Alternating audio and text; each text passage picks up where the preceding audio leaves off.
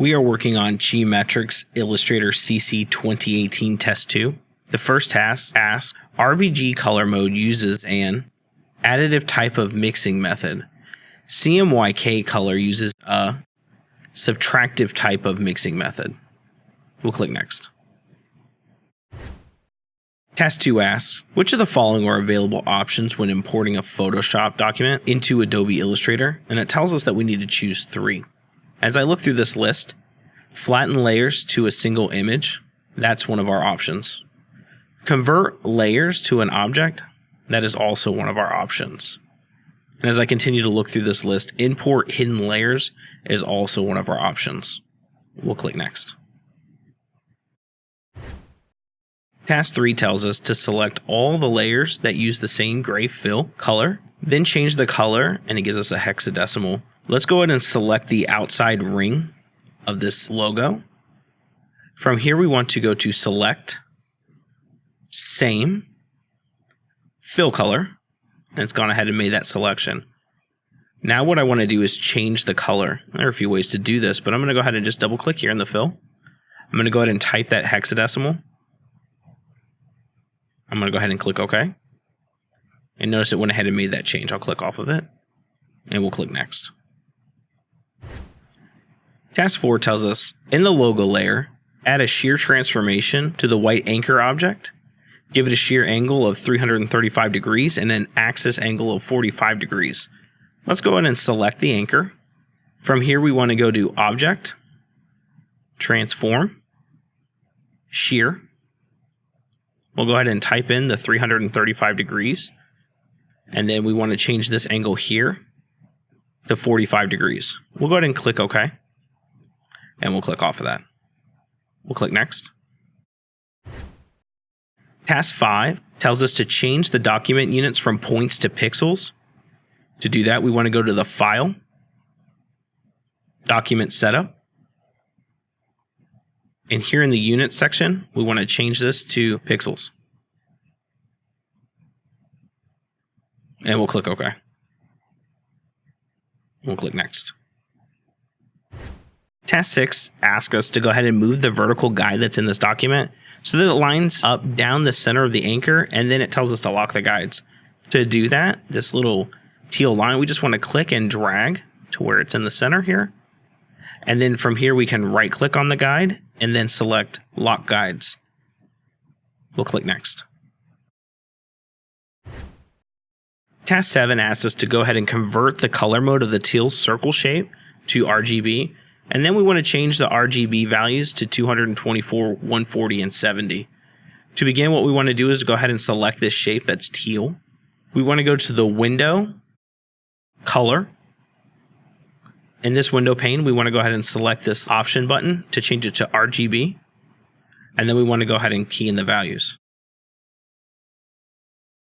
We'll go ahead and close out of this panel, and we'll click off that shape. We'll click Next. Task 8 asks us to use the Pathfinder tool to merge the blue wave shape and the word Riptide into one shape. Let's go ahead and select both shapes. I'm going to go ahead and click the Riptide text first, and then I'm going to hold the Shift button down on my keyboard and select the blue line. With both of those selected, I'm going to select the Properties panel, and then I'm going to scroll down to Pathfinder here, and then I have these 4 options. I'm going to go ahead and select this one to unite. You want to be familiar with these Pathfinder options. I've seen questions like this before on previous exams, and it could be helpful on this exam. We'll collapse this panel, and we'll click Next. Task 9 wants us to create a new document that uses the legal print document preset. We're going to go ahead and name it Flyer, and we're going to change the orientation to landscape. To do that, we want to go to File, New. We want to go to the Print. We want to select Legal. We'll change the orientation to landscape, and we'll go ahead and change the title to Flyer, capital F. And we'll click Create. And we'll click Next. Task 10 wants us to left align the text Produce Market. We'll go ahead and select that text. We'll open up the Properties panel. From here, we'll scroll down to the Paragraph section, and what we want to do is select Align Left. And we'll click off the text. and we'll close the properties panel. We'll click next. Task 11 wants us to create a star shape that has 7 points, and then it has the 2 radius listed for us. What we want to do is go to the shape tool. We'll go ahead and click this and hold to get the star tool. We'll just go ahead and click within this artboard. We'll go ahead and make sure our radiuses are set. And we'll change the points from 5 to 7. And we'll click OK. We'll go ahead and click off that. And we'll click next. Task 12 says, a clipping mask is an object whose shape masks other artwork so that only areas that lie within the shape are visible. The object on top of the layer clips all the objects below it. We'll go ahead and click next. Task 13 asks us to go ahead and move the retro music text into the album title layer. We'll go ahead and select this text and we'll open up the layers panel and we'll go ahead and open up the layer 1 here, and we see that this is selected. We'll go ahead and click and drag this into the album title. And once my cursor changes and it highlights the album title, we'll go ahead and release our click. And now that's part of that. We'll go ahead and collapse this and we'll click off the text. We'll click next. Task 14 wants us to change the opacity of the Unigine text to be 75%. We'll go ahead and select that text. We'll go to the properties panel. And in the opacity, we'll change that from 100 to 75. We'll hit enter. And we'll click off that text. And we'll collapse the properties panel. And we'll click next. Task 15 wants us to trace our image using the black and white logo preset. So we'll go ahead and select our image here within this artboard. We'll go to the window tab here at the top. And what we want to do is select image trace, which pops open the Windows Trace panel. From here, what we want to do is select our preset here. And what we want to do is select black and white logo. We'll close out of this panel and we'll click off the image. We'll click next. Task 16 wants us to rename our artboard here to be called Market Flyer. To do that, we want to go to the Windows tab here at the top. We'll go to Artboards. And in our Artboards panel, we'll go ahead and double click Artboard 1 so that we have the ability to rename it. And then we'll go ahead and type in Market Flyer, capital M and capital F. We'll go ahead and hit enter to set our text. And we can close out of this panel. We'll click next. Task 17 wants us to change the Unigine text to outlines. So we'll go ahead and select our text here. At the top, we'll select type. And then from here, we want to select create outlines. We'll click off the text and we'll select next. Task 18 wants us to apply the 3D extrude graphic style to the Unigine text. We'll go ahead and select that text. We want to go to the window tab here at the top. We want to go to graphic styles. And then what we want to do is select the 3D extrude. And notice it went ahead and applied that to the text. We can close out of this panel and we'll click next. Task 19 wants us to lock the image sublayer so that it can't be moved or edited. Let's go ahead and select this image. We'll open up our layers panel and we'll twirl open the layer 1 and we'll look for the image here, and we know that that's been selected. And what we want to do is just right next to the eyeball, click, and notice a lock appears. And now we can't do anything to that image. We'll go ahead and collapse the layers panel, and we'll select next. Task 20 wants us to convert the top anchor point of the light gray triangle to be smooth. So what we'll do is we'll go ahead and just select that first, and then what we want to do is select our direct selection tool. From here, we'll go ahead and select that anchor point. And then what we'll do is we'll open up the properties panel here. And then in our convert section, we want to change this to the smooth. And notice the change. We can collapse this panel and we'll click next. Task 21 wants us to move all of the objects in the layers 2 to the logo layer. And then what we're going to do is delete layer 2. So let's go ahead and open up our layers panel here. And what we want to do is just twirl open layer 2.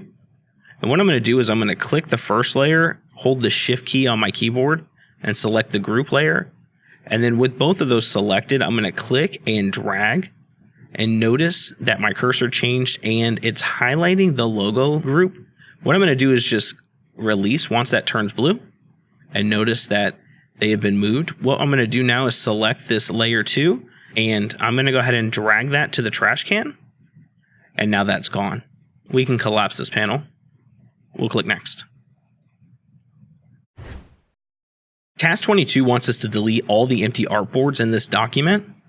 What I'm going to do is I'm going to click Window here at the top. I'm going to select Artboards. And here I have 3 artboards listed. We are on Artboard 1, as you can see here. I'm going to go ahead and click Artboard 2. Notice that there's nothing there. So I'm going to go ahead and click and drag that to the trash can. And now I'm going to click on Artboard 3. And then I'm going to go ahead and click and drag that to the trash can as well. Then I'll select Artboard 1. We'll go ahead and close out of this panel. And we'll click next. Task 23 tells us to go ahead and drag and drop the terms in the order that the development process should follow. I've seen a lot of these questions through GMetrix and the different Adobe certifications. And so these questions honestly can be kind of tricky if you're not familiar with the design process. So for this question, as I look through this, the first thing I know is that number 1 is planning. And then, believe it or not, I'm going to work backwards. I understand that the 5th thing or the last thing that we're going to do is publish. And before we publish, we're going to go ahead and test. So now I have 1, 4, and 5, and I just have to figure out the other 2 and 3. For this, I understand that we need to go ahead and design before we begin building anything. And so on a question like this on the certification exam, and I would expect to see something similar, I would place the objects that you know and then work in the blanks. And you might be able to get the question right based upon what you know. We'll go ahead and click next. Task 24 wants us to go ahead and create a brush, and it gives us some angles and roundness and point sizes. To do that, we want to go to the Window tab here at the top and we'll select Brushes. We're going to go ahead and click this New button. We have the correct brush selected, so we'll click OK. It tells us that we're going to name this ink pen. Make sure you capitalize the I and the P. It tells us that the angle is going to be 20. Our roundness is going to be 80%. And we're going to have a 7-point size. We'll click OK. And I'll close out of this panel. We'll click next. Task 25 wants us to match each text editing term to its correct description. The spacing between pairs of characters, that's going to be kerning. Used to change the spacing between all characters in a block of text is going to be tracking. And the distance between each line of text is going to be leading. Through the different certifications that I've taken for Adobe in CC 15 and CC 18, I've seen a lot of these questions. You want to make sure that you're familiar with these terms before you go take the certification exam, because you could see this. We'll click next. Task 26 wants us to go ahead and match each tool icon with its correct description. Cuts objects along a freehand path you draw with the tool. That's going to be the knife tool. Lets you erase any area of your artwork. That's going to be the eraser tool. Splits a path at an anchor point or along a segment. That's going to be the scissors tool. We'll go ahead and click next. Task 27 says, you need to send an Adobe Illustrator file to your coworker so she can approve the design. But she doesn't have the Adobe Illustrator software on her computer. Which file format should you save the document so she can open and view the file? As you look through this list, you can really narrow it down. Remember that this is an Adobe certification test, and so Adobe PDF should be the answer that pops out at you. And of course, Adobe PDF files is pretty universal and can now even be open in browsers. So be looking for those key terms here. Adobe kind of points it to us. We'll go ahead and click next. Task 28 asks, which of the following statements is correct regarding the use of an image that features a brand name? As you look through this, obviously it's not. If you found it online, it's free. A release must be signed for permission to use. That one sounds pretty good. We'll keep reading. It's okay to use without permission because it's free advertising. That's not going to be the case. And it's fine to use as long as the image is older than 5 years. That's not the case. We'll go ahead and select a release must be signed for permission to use. We'll click next. Task 29 says, you are choosing an image to use for your website that sells professional winter sports gear. Which of the following images best represents your target demographic? So some key words here is professional winter sports gear. And so as I look through this, that one kind of shows that professional, you're outside, but I don't see anything regarding clothing. This shows the clothing, but again, it's a professional winter sports gear. And so it's not that. It's not going to be the child outside playing. But this one here shows somebody out in the snow being active with sporting gear. So we'll go ahead and select this image and we'll click next. Task 30 asks, in project management, which of the following accurately describes scope creep? And so as we look through this is a term that you want to be familiar with because this is another one of those terms, scope creep, that I've seen over and over again between the different certification exams. So as I look through this, continuous or uncontrolled changes in a project scope because it wasn't clearly defined is our answer. And we'll go ahead and select next.